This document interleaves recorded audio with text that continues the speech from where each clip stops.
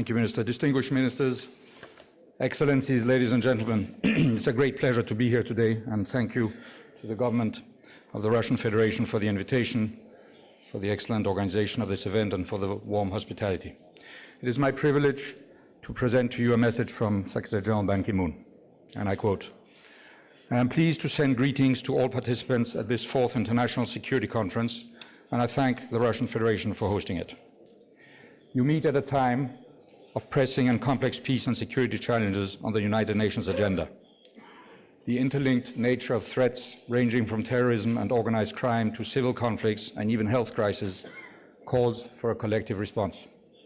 The stakes are high for civilians and fragile societies affected by such threats, whose impact on regional stability and national security in member states can be devastating. Perhaps no other situation illustrates the tragic consequences of an inadequate collective response to threats to international peace and security more than the crisis in Syria, now in its 5th year. The Syrian people are victims of the worst humanitarian crisis of our time. The impotence of the international community to stop the war in Syria should shame us all. The continued bloodletting in Syria has contributed to the spread of dangerous new elements that threatens the stability of the Middle Eastern region and beyond. The emergence of ISIL or Daesh with its murderous ideology and of other violent groups like Boko Haram exemplifies one of the central threats to international peace and security today, namely the growth of transnational terrorism and violent extremism. How the international community responds to this acutely dangerous phenomenon will be a major test of our recently frayed ability to come together for the collective good. The United Nations is addressing this threat, including by developing a United Nations Plan of Action on preventing violent extremism that I intend to present to the General Assembly later this year. That plan will reinforce the international community's commitment to fundamental values and human rights that violent extremists seek to undermine. This is essential to upholding the ideals of the United Nations and succeeding on the ground to defeat the threat posed by these extremist ideologies. The international community must mobilize whole societies, engaging women and young people as well as cultural, religious, and educational leaders in this effort. We are also boosting our ability to address tensions before they explode into conflicts. The United Nations is strengthening its capacity for preventive diplomacy while intensifying our focus on early warning signs of distress. And the United Nations is also bolstering our peace operations by engaging with officials and institutions from around the world to sharpen this essential tool for collective security.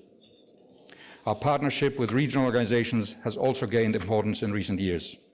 Towards this end, I would welcome strengthened collaboration with the Collective Security Treaty Organization to promote stability in the region and beyond. Good governance grounded in political and economic inclusion is the best way to prevent and counter violent extremism. Security is sustainable when populations have a shared interest in preserving state institutions rather than seeking to overthrow them. Let us recommit to our common values to secure our common future, and in this spirit, I wish you great success. That was the end of the Secretary General's message, and allow me to add a few observations to expand on some of the elements in this message. We live at a time of an ongoing geopolitical alignment where many sense that the current security system is being weakened. As the Secretary General highlighted in his message, security challenges are multidimensional and cannot be neatly compartmentalized. Conflict, extremism, and criminality intersect to provide new hybrid patterns of instability. At the same time, the rules-based order we have built together since the founding of the United Nations is being undermined. Rules are broken with impunity. When some believe that to be powerful is the same as always being right, then countries and individuals lose trust and confidence that the system can deliver the security they need. I have argued on many occasions that one of the fundamental underlying factors of the current destabilized global security situation is the lack of trust on a whole number of levels, and I welcome the focus of this conference on trust. This lack of trust manifests itself in many ways, and the United Nations is not immune. Whether in peacekeeping, humanitarian, or in development work or other programs and interventions, the United Nations has traditionally been a trusted interlocutor, but attacks on United Nations personnel have increased, and these trends must be seen in the context of growing threats by terrorists and armed groups operating with no regard for international law and humanitarian law, as well as increasingly complex and sophisticated transnational criminal networks. These are very serious challenges to the security system itself and to us as the international community. Strengthened operational military and security is, of course, essential, but it is a challenge that goes beyond a stronger military and security presence, more frequent planning exercises, or operational cooperation and tactical considerations, and right to the heart of the principles, priorities, and structures of our system. And I believe that if we are to have a serious and forward-looking discussion about how to deliver security, we need to address those questions directly. If not, our operational discussions will not serve their purpose. We need a much greater emphasis on prevention. Despite much progress on the preventive aspects of development aid and on preventive diplomacy and mediation to help ward off rather than react to instability and conflict, we still fall far short of the aspirations set out in the Charter of the United Nations. The fact that the United Nations now has a record 130,000 peacekeepers in the field, coupled with the most extensive humanitarian needs ever this year, is to a large extent a reflection of our failure to prevent conflict. Sometimes this has been the result of weak structures and limited capacity for early warning in the international system, but more often than not, information has been at hand, but there has been no political will to act on it in time. And all too frequently, we have not been good enough at understanding the drivers of conflict and applying a broader preventive approach. We need better analysis and understanding of the connections across these challenges, and we will fail in our security responsibilities if we target our challenges purely through a narrow security lens. Lack of inclusive political dialogue and decision-making, injustice, inequality, human rights abuses, insufficient access to quality education, high unemployment levels, not least among our large generations of youth, rising food and commodity prices, these are all powerful drivers of conflict, and often they interact in ways that do not respect national boundaries. This breeds a sense of alienation and exclusion that can be and is fertile ground for extremist sentiment. But our tools and approaches are predominantly country-focused and rooted in traditional political and military-based solutions. Sustainable prevention will need to include a more explicit focus on inclusive institutions, respect for human rights, and evenly distributed economic progress. One of the most powerful avenues for prevention is disarmament. This is particularly true today due to the steadily increasing number of trans-border armed conflicts. This results in, among other things, a free flow of weaponry and ammunition through national borders in many parts of the world. And this practically unlimited and controlled arms traffic has contributed to the armament and consolidation of terrorist groups and organizations and considerable regional and global instability. There have been some major successes in the conventional weapons area, such as the Anti-Personnel Mine Ban Convention, the Convention on Certain Conventional Weapons Protocol 5 on Explosives Remnants of War, the Convention on Cluster Munitions, and most recently the Arms Trade Treaty. Nevertheless, the success of these instruments seem to be thwarted by ongoing regional conflicts where technologically sophisticated weaponry is being used. A more comprehensive approach to disarmament is urgently needed. Yet, despite the value of disarmament, we have allowed the Conference on Disarmament, the world's key body for negotiating disarmament instruments, to be mired in an impasse with no substantive progress for 19 years. The conference has made remarkable contributions to the maintenance of international peace and security in the past.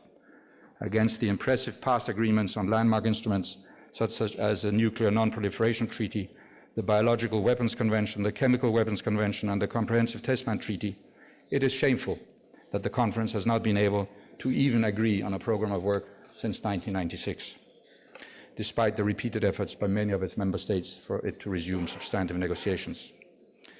There has been a cautious momentum for progress over this past year, but without any concrete outcome. And I continue to believe that the conference has the potential to serve again as a fundamental part of our efforts to maintain international peace and security. But we cannot ignore that the voices calling for alternative ways or venues to move forward on the issues covered by the conference are growing stronger and more numerous. Against this background, maybe it is time to rethink disarmament machinery, or at least the Conference of Disarmament structure, practice and methods of work. We need to ask ourselves whether with its limited membership, the conference is still capable of producing universal conventions for the benefit of all mankind.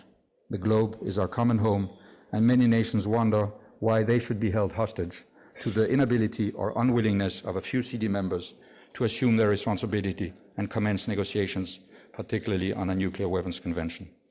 Together with climate change, nuclear weapons are a clear existential threat to our future. And allow me to take this opportunity to call on the member states of the CD to consider a thorough review of the policies as they relate to the conference. The world has not stood still while the conference has been unable to move forward. Yet, because of the inaction of the conference, I believe that there has been limited in-depth rethinking at the highest political levels in a number of countries of the approaches and policies in this forum, simply because there has been no need to do so. Such a review may not be a magic wand that will change the dynamics, but it may be an additional impetus and potentially a powerful one for moving forward the work of this critical body. The forthcoming review of the NPT conference will be an important occasion for the international community to strengthen nuclear non-proliferation and to find a common way forward on disarmament. The political framework for a comprehensive joint plan of action agreed in Lausanne with the Islamic Republic of Iran also represents an historic accomplishment. A comprehensive negotiated solution to the Iranian nuclear issue will hopefully also contribute to greater peace and stability in the region and enable all countries to cooperate urgently to deal with the many serious security challenges they face. We must also think clearly ahead in order to confront or preempt developments that will threaten our future collective security. This week in Geneva, we hosted a meeting of experts on lethal autonomous weapon systems, also known as killer robots. The meeting looked at how we can ensure human control over these new types of weapons.